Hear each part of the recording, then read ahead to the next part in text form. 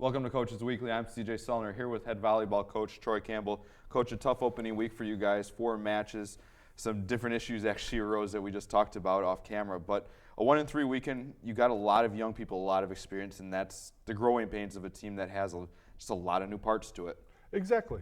I think that what we need to focus on now and what we talked about last week is just the emotionality of what we're doing. And I thought we handled that really well. We went under some adversity and had to make some quick changes throughout the entire weekend, but I think that overall our young kids came to play and did a really great job, especially the second day. The first match against Illinois College, we had our hiccups and we had a lot of unforced errors and we didn't play well. But the second match in the third game, I thought we played well against Missouri Valley, and they're a really tough team. But the second day, I was really proud of what we did, especially our back row. Our middles did great. Aaron Diaz stepping in to set did great.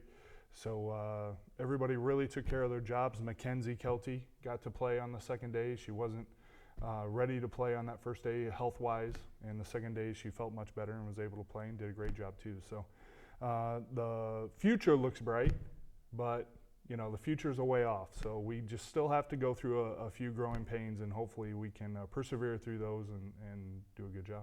Now, one person we'll talk about right off the bat, Jalen Johnson getting named to the all-tournament team, a team that you guys went 1-3 in the weekend, but for somebody to still get named, that especially one of your attackers, says a lot about her promise and what she could accomplish for you guys. Yeah, she did awesome.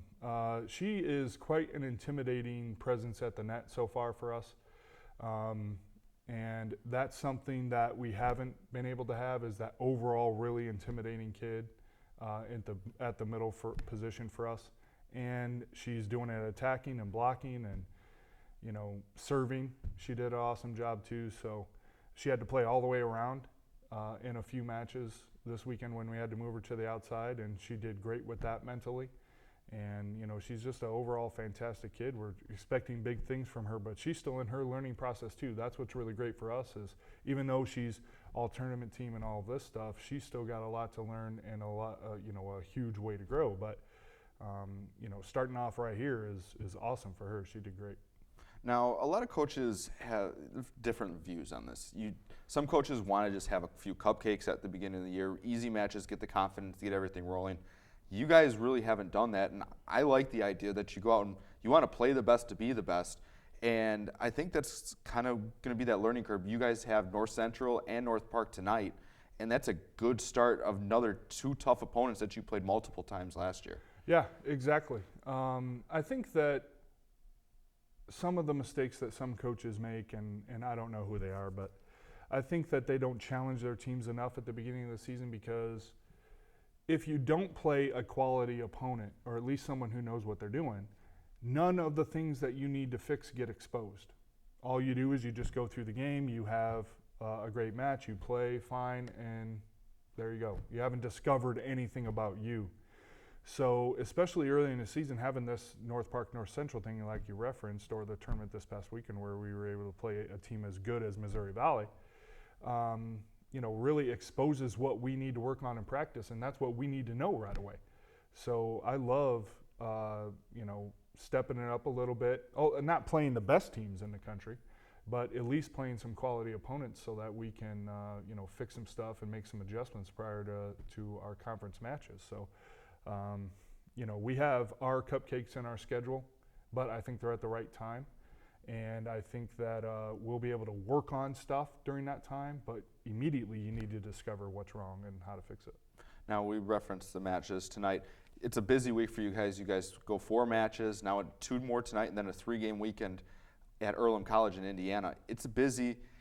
Things are going to get exposed. You don't have a lot of time to fix things. How do you kind of condense the learning process through these first couple weeks? Well, I think that every time we have an opportunity to play, you got to make sure that it's a learning experience for everybody, every single point.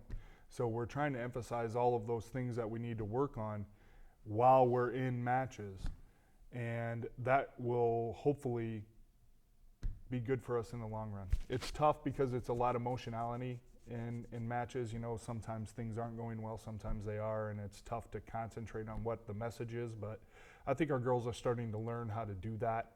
And I think that we're keen on all the right things, the little adjustments that we have to make, and and hopefully we're able to condense that learning time down before we get to those conference matches that are going to be so important for our postseason.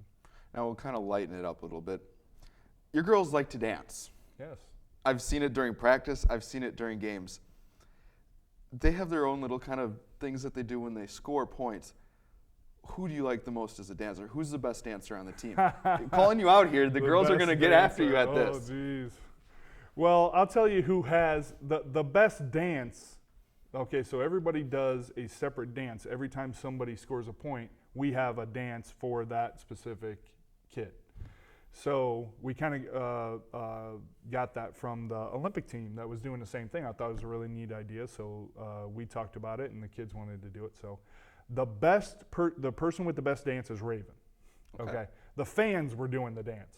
Okay, during the Lake Forest match. The best dancer, I don't know. I would probably say that it's based on last year, based on CIT last year. It's Raven. All right. Okay, and because she went out and did that whole routine, it was basically the same routine that the coaching staff did this past year at our little athlete day. But I would say it's Raven. We're going to give it to the senior. Can somebody beat Raven? That's going to be the question.